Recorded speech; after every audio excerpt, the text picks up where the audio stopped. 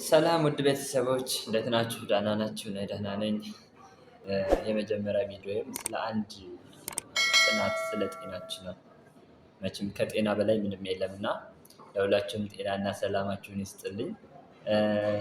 ምንድነው መሰላችሁ አንድ ጥናት ያክሎቻችን እናውቃለን።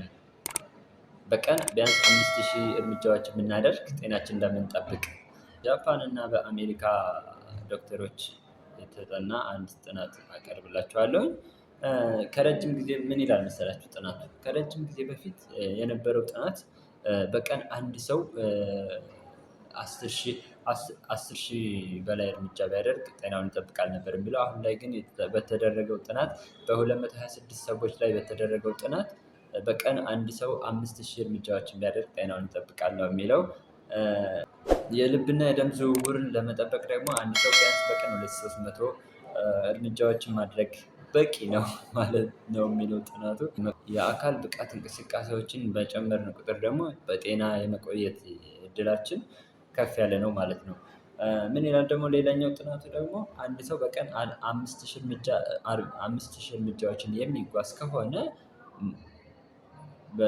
15 በመቶ የመሞት እድሉን ይቀንሳል ነው የሚለው። ለሁሉም የእድሜ ክልልና ጾታ አይለይም። እንቅስቃሴ ያው ሁላችንም የሚያማክል ነው። እና ደግሞ ጥናቱን ምንድነው የሚለው መጨረሻ በዚህ ጥናት ላይ ወደ 3.2 ሚሊዮን ሰዎች እንቅስቃሴ ባለማድረግ በየአመቱ ይሞታሉ ነው የሚለው ጥናቱ። የመድኃኒት ጥገኛ ከመሆናችን በፊት ሁላችንም አመጋገባችንን በማስተካከል የልብና ተያያዥ ህመሞችን መቅረፍ እንደሚቻል ነው የሚያሳየን። በዚሁ ተመርኩዤ እኔም የራሴን ኮሜንት እሰጣችኋለሁ። ሁላችንም በቢሮ የምንሰራ ሰዎች ቤትም ልጆች የምናሳድግ ሰዎች ልንኖር እንችላለን። ያንን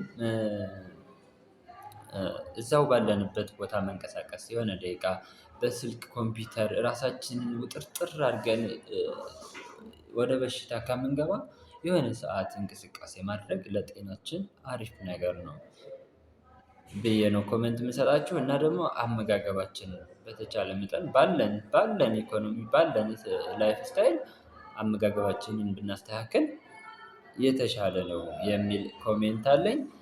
ቪዲዮ ከተመቻችሁ ላይክ፣ ሼር፣ ሰብስክራይብ በማድረግ ቻናሌን አበረታቱኝ።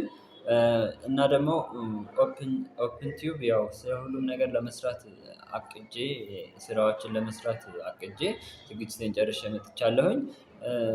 እና ሊሰራላችሁ የምትፈልጉት አይነት ካለ ስለ ጤና፣ ስለ ወቅታዊ፣ በቃ ስለሆነ ነገር ስለ ኮሜንታተር ስለ ልብ ወለድ፣ ስለ ስነ ጽሁፍ በቃ ስለሆነ ነገር ስለ ቦታ ስለፈለጋችሁት ነገር ጠይቁኝ። እኔ ቪዲዮዬን ሰርቼ ለማምጣት ቃል እገባለሁ።